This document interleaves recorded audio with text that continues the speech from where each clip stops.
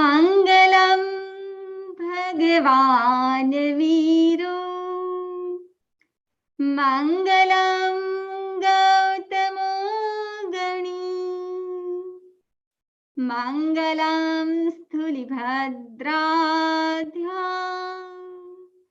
जैनधर्मोऽस्तु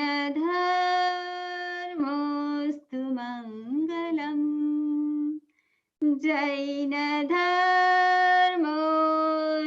मङ्गलम्। परम आराध्य गुरुदेव के चरणों में वंदना। उपस्थित जिज्ञासु बंधुओं और बहनों, श्री उत्तराधन सूत्र भगवान महावीर स्वामी की अंतिम देशना। भगवान महावीर स्वामी ने लगातार 16 प्रहर तक देशना दी। अब प्रश्न होता है कि प्रहर किसको कहते हैं? प्रहर का मतलब है कि दिन के जितने भी घंटे हैं उसको 4 भाग में डिवाइड करना है। यदि 12 घंटे का दिन है तो उसको आप 4 भाग में डिवाइड करो, 3-3 घंटे, यानी 3 घंटे की प्रहर होती है। यदि 18 घंटे का दिन है तो 4.5 घंटे की एक प्रहर होती है। इस प्रकार भगवान महावीर स्वामी ने लगातार 16 प्रहर तक देशना दी, यानी 2 दिन रात तक देशना दी। कंटिन्यू बोले हैं भगवान, क्योंकि भगवान के पास अतिशय था। भगवान का संघनन इस प्रकार का था। अंतिम समय में देशना देने से एक अमूल्य आगम ग्रंथ का निर्माण हुआ। उस आगम का नाम है श्री उत्तराधीन सूत्र। हम उत्तराधीन सूत्र की चर्चा कर रहे हैं और आज हम जिस अध्ययन की चर्चा करने जा रहे हैं उस अध्ययन का नाम है ब्रह्मचर्य समाधि स्थान। 16वां अध्ययन।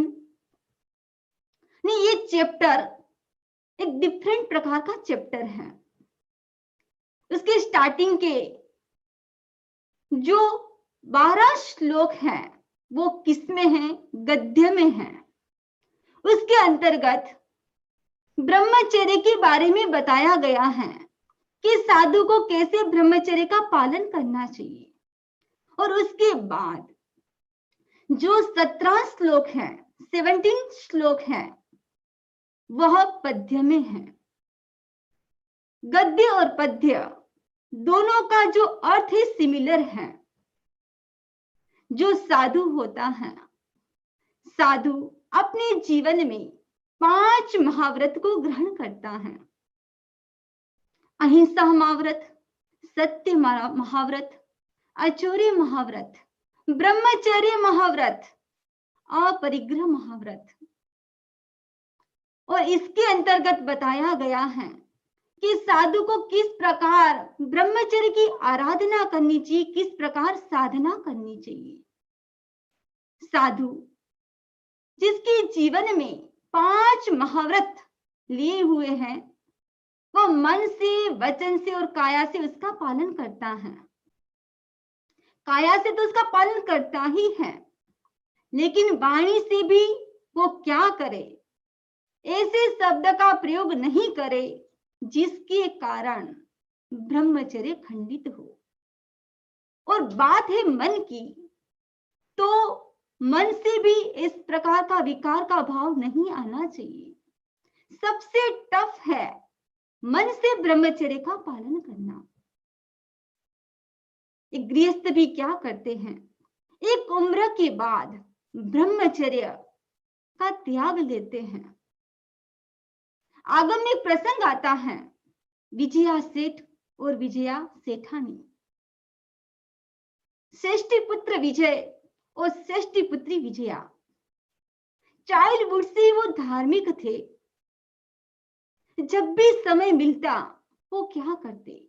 सामायिक करते, ध्यान करते, जप करते, तप करते।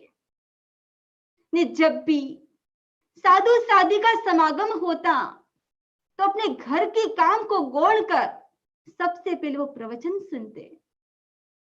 एक बार उसी शहर में एक बार संत महाराज का आगमन होता है। जैसे ही संत महाराज का आगमन हुआ, प्रवचन सुनने के लिए जाते हैं। संत महाराज ने ब्रह्मचर्य के ऊपर लेक्चर दिया और लेक्चर के बाद सभी भाई बहन इतने सक्षम नहीं थे। उन्होंने क्या किया कि ब्रह्मचर्य का पालन तो करना है, लेकिन हम पूर्ण रूप से नहीं कर पाएंगे। तो प्रवचन के बाद काफी बहनें खड़ी होती हैं, उसमें विजया भी थी। उसने अपने जीवन में 15 दिन के लिए शुक्ल पक्ष के त्याग किए। काफी भाई खड़े हुए, उसमें से एक भाई था विजय। उन्होंने अपने जीवन में 15 दिन के लिए कृष्ण पक्ष के त्याग किए। सबने अपने मन में संकल्प किया। किसी को नहीं पता था कि किसने क्या संकल्प किया है। समय व्यतीत होता है और विजय और विजया के जो माता पिता थे, दोनों ने विचार विमर्श कर दोनों का संबंध तय कर दिया। शादी हो जाती है और शादी होने के बाद कृष्ण पक्ष चल रहा था। विजय ने अपनी वाइफ से कहा कि मैंने अपनी जिंदगी में 15 दिन के लिए कृष्ण पक्ष के 15 दिन ब्रह्मचर्य के पालन का त्याग किया है। जब यह बात विजया ने सुनी, अपने सौभाग्य की प्रशंसा करती है कि मुझे आजीवन ब्रह्मचर्य पालन करना पड़ेगा। अब विजया ने भी अपने हस्बैंड को कहा कि मैंने भी 15 दिन शुक्ल पक्ष के त्याग किए हैं, लेकिन मेरा अनुरोध है, यदि आप दूसरी शादी करना चाहो तो मेरी ओर से मनाही नहीं है। तब विजय ने मुस्कुराते हुए कहा कि क्या तुमने मुझे कमजोर समझ रखा है? यदि तुम ब्रह्मचर्य का पालन कर सकती हो तो मैं क्यों नहीं कर सकता? हम दोनों साथ में रहेंगे और साथ में रहते हुए ब्रह्मचर्य का पालन करेंगे। हम किसी को नहीं बताएंगे, इस बात को हम गुप्त रखेंगे। जब किसी को पता चल जाएगी उसी दिन हम दीक्षित हो जाएंगे। जब ये बात सुनी विजया ने, इतनी खुश होती है। दोनों साथ में रहते हुए ब्रह्मचर्य का पालन कर रहे हैं। 12 साल व्यतीत हो गए और 12 साल के बाद एक केवली विजय मुनि आते हैं। अब उन्होंने कहा कि यह 12 वर्ष तक ब्रह्मचर्य का पालन कर रहे हैं। जब सबको पता चला तो माता पिता की आज्ञा लेकर दोनों दीक्षा ले लेते हैं। भर यौवन में ब्रह्मचर्य का पालन करना बहुत तप काम है। इसीलिए आज विजया सेठ और विजया सेठानी का नाम श्रद्धा के साथ लिया जाता है। भगवान महावीर स्वामी ने साधु के लिए स्पेशल एक चैप्टर लिखा है, उत्तराधन सूत्र में 16वां अध्ययन। साधु के 5 नियम हैं और 5 नियम में जो चौथा महाव्रत है ब्रह्मचर्य, वो कैसा है? वो दुष्कर दुष्कर दुष्कर नहीं, महादुष्कर कहा गया है। एक प्रसंग स्थूलिभद्र का। स्थूलिभद्र पूर्ण वैराग्य के साथ दीक्षित हो जाते हैं। दीक्षा ले ली। दीक्षा लेने के बाद क्या करते हैं?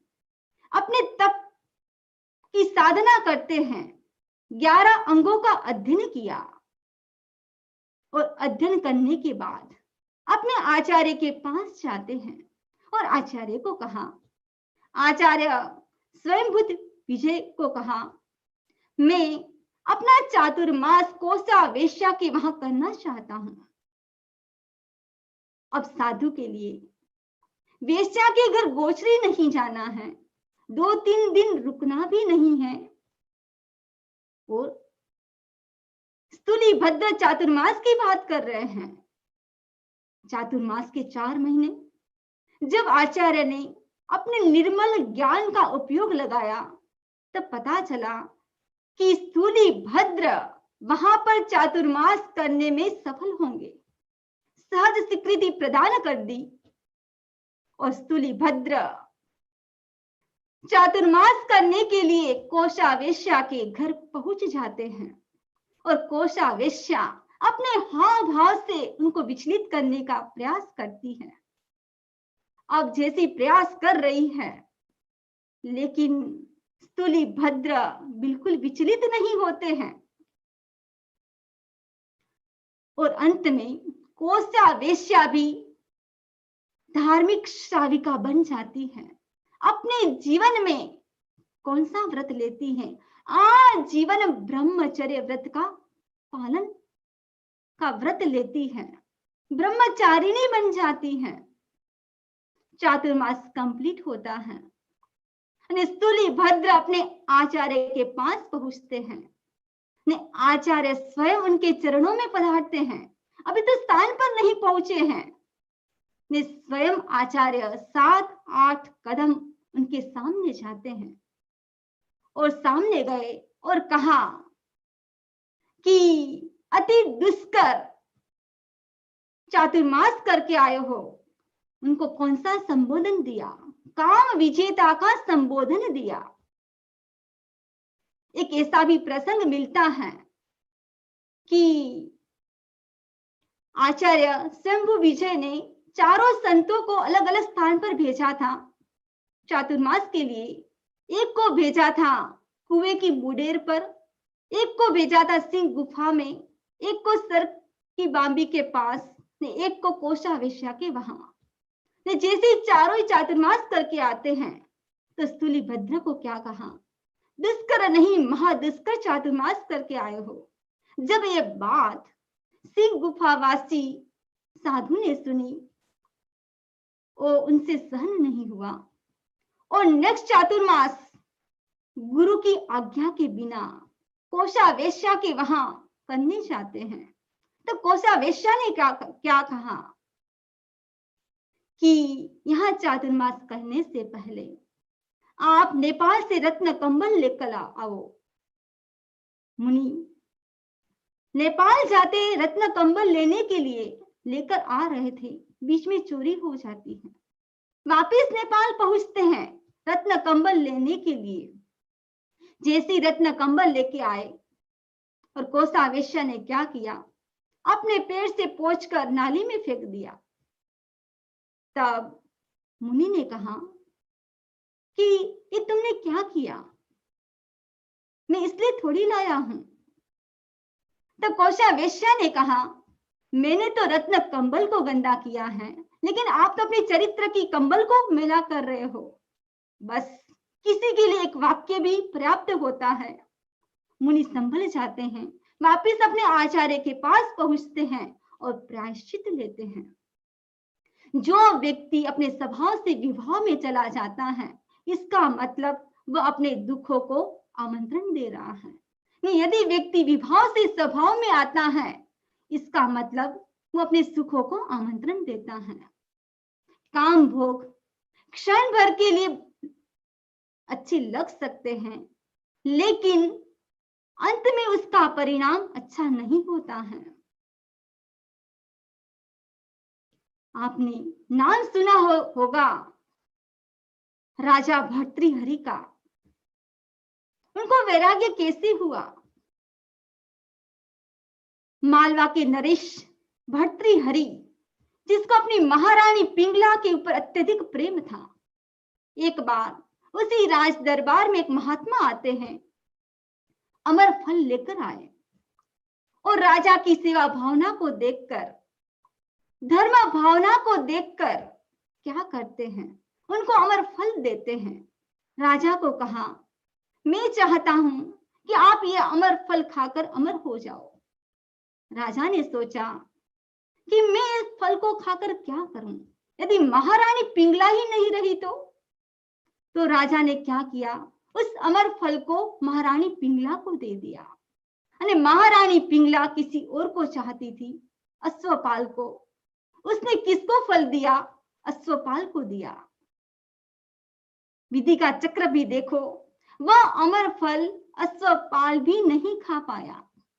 वह किसी गणिका के साथ प्रेम करता था, वो उसको प्राण से भी ज्यादा चाहता था। उसने उस अमर फल को किसको दिया? गणिका को दिया। अने जैसे गणिका ने उस अमर फल को अपने पास लिया, रात को सोते सोते करवट ले रही थी और करवट लेते लेते मन में चिंतन आया कि मेरे कारण, मेरे निमित्त से कितने लोगों की जिंदगी बर्बाद हो रही है। नहीं, ये अश्व फल मैं खाकर क्या करूं? यदि मैंने खा भी लिया, मेरी उम्र 1000 साल भी हो जाएगी, लेकिन वापिस कितने लोगों की जिंदगी बर्बाद होगी। इससे तो अच्छा है कि जो मेरे पास अमर फल है, मैं कर्तव्यनिष्ठ, धर्मनिष्ठ, न्यायनिष्ठ राजा भर्तृहरि को दे देती हूँ। वो दूसरे दिन राज दरबार में पहुंचती है। वो अमर फल किसको देती है? राजा भर्तृहरि को देती है। जब ये फल राजा भर्तृहरि ने देखा, बहुत आश्चर्य लगा। जांच की तब पता चला कि राजा ने फल महारानी पिंगला को दिया था। पिंगला ने फल अपने प्रेमी अश्वपाल को दिया। अश्वपाल ने अमर फल अपनी प्रेमिका गणिका को दिया। ने वापिस फल किसके पास आया? राजा के पास आया। इसीलिए तो कहावत चल पड़ी कि दुनिया कैसी है? गोल है। ने वह राजा भर्तृहरि क्या करते हैं? मन में चिंतन करते हैं, संसार असार है, और संसार को छोड़कर सन्यासी बन जाते हैं, ब्रह्मचारी बन जाते हैं। घर को छोड़ना, उसके लिए पुरुषार्थ करना थोड़ा टफ है, लेकिन मोह को छोड़ना सबसे ज्यादा टफ है। ब्रह्मचर्य का संबंध किसके साथ है? हमारे ब्रह्मचर्य का संबंध जीवा के साथ है। जीवा, ये जो हमारी जीवा है, वो जो हमारी बॉडी में 13 केंद्र हैं, 13 साइकी सेंटर हैं, और ब्रह्मचर्य का संबंध भी किसके साथ? जीवा के साथ है। जीवा का अग्रभाग, जिसको ब्रह्म केंद्र कहा जाता है, ये ब्रह्मचर्य, ब्रह्म मीन्स आत्मा, चर्य मीन्स रमण करना। ब्रह्मचर्य का मतलब है आत्मा में रमण करना। हमारी बॉडी में 13 केंद्र हैं। सबसे पहला केंद्र है ज्ञान केंद्र, चोटी का मध्य भाग। दूसरा है केंद्र शांति केंद्र, ललाट, अपने सिर का अग्रभाग। और उसके बाद है ज्योति केंद्र, ललाट का मध्य भाग। दर्शन केंद्र, दोनों आईब्रोज का मध्य भाग। चाक्षुष केंद्र, आंख का भाग। अप्रमाद केंद्र, वह है कान का भाग। प्राण केंद्र, नाक के ऊपर का अग्रभाग। ब्रह्म केंद्र, जीभ का अग्रभाग। और विशुद्धि केंद्र, कंठ का मध्य भाग। आनंद केंद्र, हृदय का मध्य भाग। तेजस केंद्र, नाभि का स्थान। स्वास्थ्य केंद्र, नाभि से 4 उंगली नीचे का स्थान। और शक्ति केंद्र, रीढ़ की हड्डी का निचला छोर, वो है हमारा शक्ति केंद्र। शक्ति केंद्र, centre of energy, bottom of the spinal cord. फिर उसके बाद है स्वास्थ्य केंद्र, centre of health, lower abdomen. उसके बाद है तेजस केंद्र, सेंटर ऑफ बायोइलेक्ट्रिसिटी, नेवल। आनंद केंद्र, centre of bliss near the heart. उसके बाद है विशुद्धि केंद्र, सेंटर ऑफ प्यूरिटी थ्रोट। ब्रह्म केंद्र, centre of celibacy, tip of the tongue. प्राण केंद्र, centre of vital energy, tip of the nose. चाक्षुष केंद्र, सेंटर ऑफ विजन आईज। अप्रमाद केंद्र, सेंटर ऑफ विजिनेस आईज। दर्शन केंद्र, centre of intuition between both the eyebrows. ज्योति केंद्र, centre of enlightenment, middle portion of the forehead.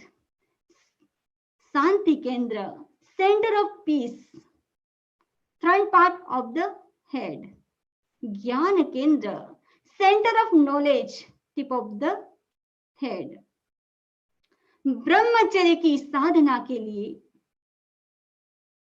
उसके विकास के लिए क्या किया जाता है? आनंद केंद्र के पास,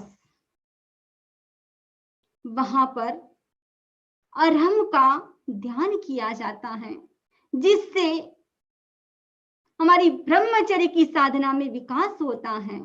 तो हम थोड़ी देर के लिए आनंद केंद्र पर अरहम का जप करेंगे।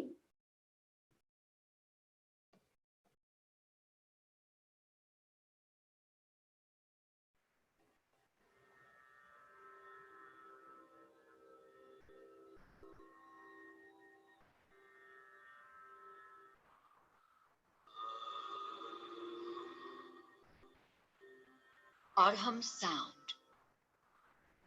Sound is a very powerful medium. Arham recitation is one of the most important mantra in the practice of Jain religion. Arham means vitarag, no attachment, rag, and no aversion, vish. Consciousness without attachment and aversion is also called pure consciousness, vitrag. Chanting Arham provides a spiritual environment for meditation, develops the feeling of purity, and increases energy, willpower, and self-confidence.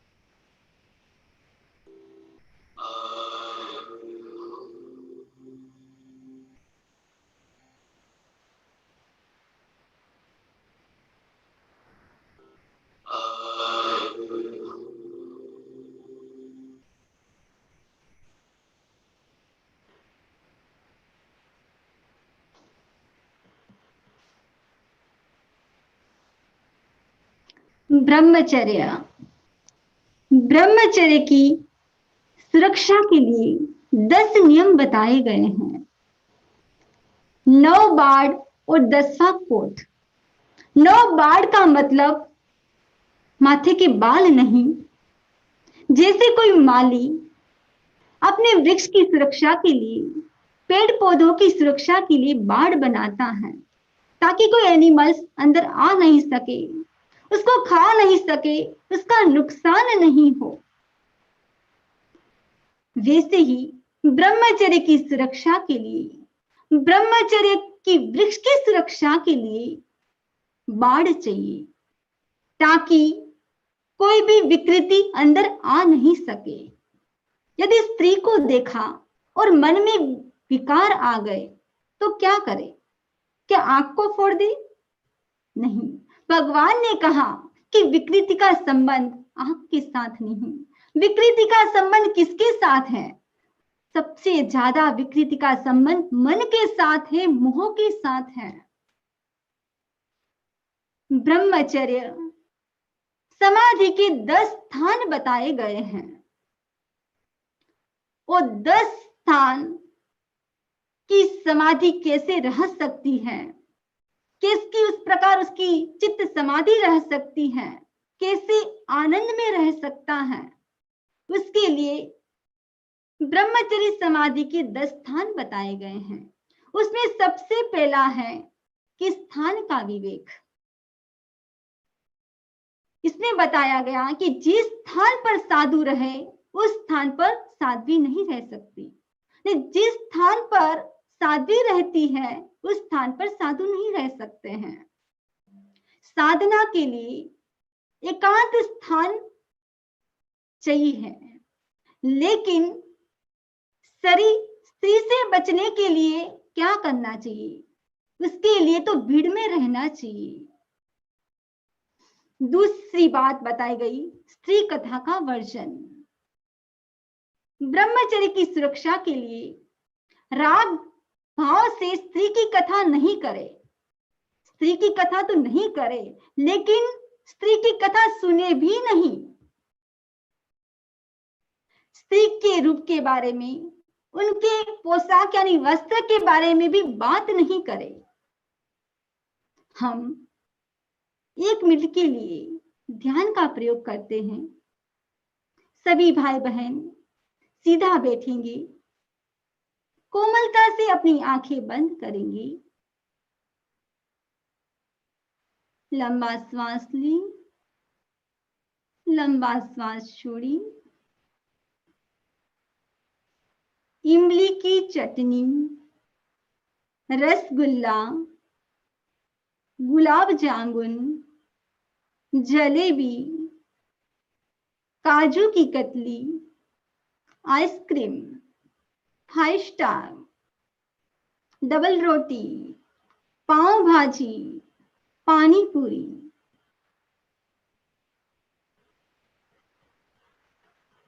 Open your eyes. प्रयोग संपन्न। आपने इतने नाम सुने, ये नाम सुनते ही कितने भाई बहनों के मन में खट्टे मीठे विचार आ गए होंगे। यानी घ्राणेंद्रिय विकृत हो गई होगी, रसनेंद्रिय विकृत हो गई होगी। अब जब स्त्री की बात करते हैं तब विकृति के भाव आना स्वाभाविक है, इसीलिए स्त्री कथा का वर्जन कहा गया है। तीसरी बात है, स्त्री के साथ एक आसन पर नहीं बैठे। जिस स्थान पर संत विराजमान होते हैं उस स्थान पर साध्वी नहीं बैठती है। जिस पट के ऊपर साध्वी विराजमान है उस पट के ऊपर संत नहीं बैठते हैं। दूर बैठ सकते हैं लेकिन साथ में नहीं बैठ सकते हैं। साधु जिस स्थान को छोड़ दिया है, वहां से विहार कर गए हैं, उस स्थान पर भी साध्वी को नहीं बैठना चाहिए। यदि बैठना ही पड़े तो क्या करना चाहिए? उसको पूंछ के बैठना चाहिए, क्योंकि अभी भी वहां पर वाइब्रेशन है। ये वाइब्रेशन भी कितने मिनट तक रहते हैं? वो वाइब्रेशन 48 मिनट तक रहते हैं।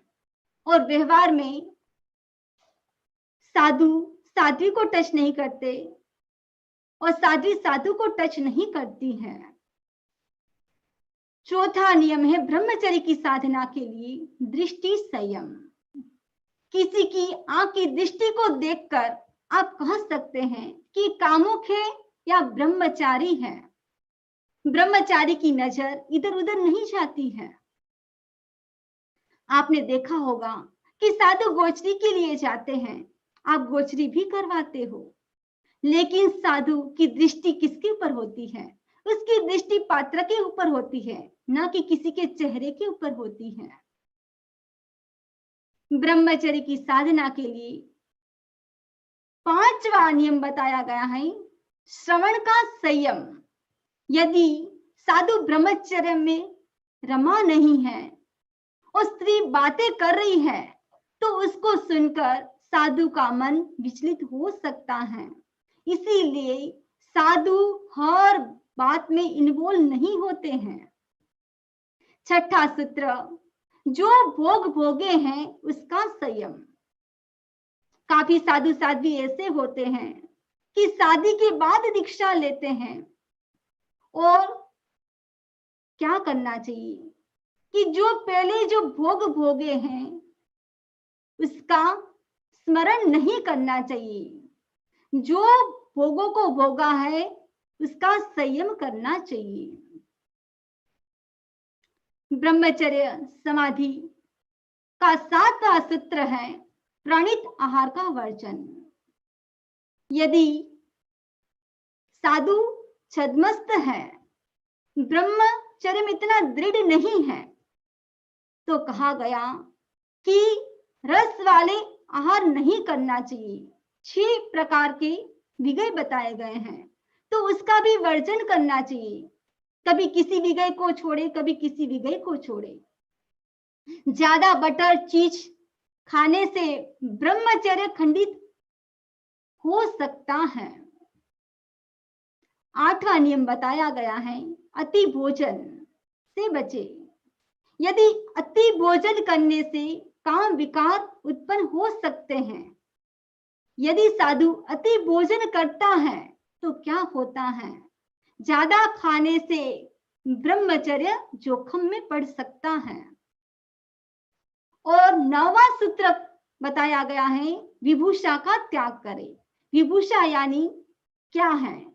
विभूषा मीन्स श्रृंगार का त्याग करें। अब आप साधु के स्थान पर जाते हो तो विशेष रूप से ध्यान रखें कि इतना श्रृंगार करके नहीं जाए कि किसी का मन विचलित हो जाए।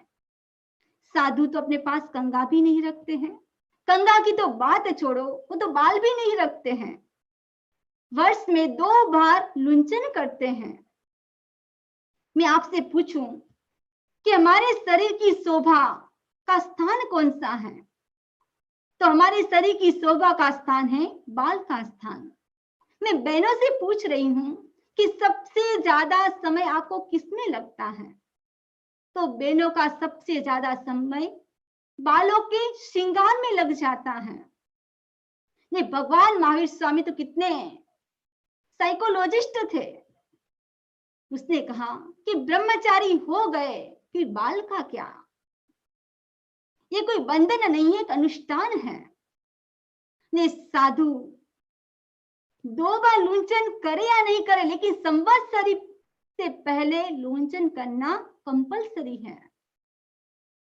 और उसके बाद है कि साधु स्नान भी नहीं करते। चाहे कितनी भी गर्मी हो, जैन साधु स्नान नहीं करते। अपने शरीर में स्पंज कर सकते हैं लेकिन स्नान नहीं करते हैं। और ब्रह्मचर्य की साधना के लिए 10वां नियम बताया गया है कि 5 इंद्रियों का संयम। 5 इंद्रियों का संयम होना चाहिए। यदि 5 में से 1 इंद्रिय का संयम नहीं है तो ब्रह्मचर्य का पालन नहीं हो सकता है। एक श्लोक में कहा गया है, उत्तरायण सूत्र के 16वें अध्ययन का एक श्लोक, देवदानव गंधर्वा जखरक्षस्य किन्नरा बम्बयारिं नमं संति दुष्करं जे करन्ति तम। जो दुष्कर ब्रह्मचर्य का पालन करता है उसको देव दानव गंधर्व यक्ष राक्षस किन्नर सभी प्रकार के देव नमस्कार करते हैं। जिन्होंने अपने जीवन में धार्मिक अनुष्ठान किया है, ब्रह्मचर्य का पालन किया है, वह मोक्षगामी हो गए हैं, हो रहे हैं और होंगे।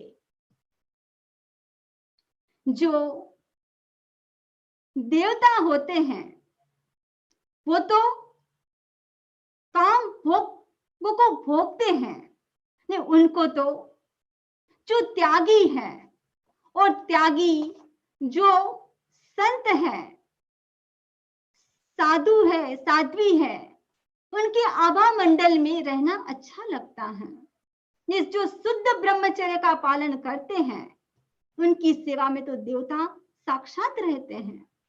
हमारे चौथे आचार्य हुए जयाचार्य, जिनकी सेवा में देवता रहते थे। रात का समय जब होता तब संत पैर दबाते आचार्य की। एक बार बहुत लेट हो चुकी थी और पैर दबाए जा रहे थे और जयाचार्य ने सोचा क्या बात है, अब इतनी रात हो गई। संतों को कहा कि अब पैर दबाना छोड़ दो। एक थोड़ी देर के लिए छोड़ दिया, वापिस पग चांपी शुरू कर दी। वापिस आचार्य जयाचार्य ने कहा कि ये पद चांपी करना छोड़ दो। वापिस छोड़ दिया। अब जयाचार्य ने सोचा क्या बात है, मैं बार बार कह रहा हूं फिर भी छोड़ नहीं रहे हैं, कौन से संत हैं। लेकिन जब उठ के देखा तो कोई संत नहीं थे।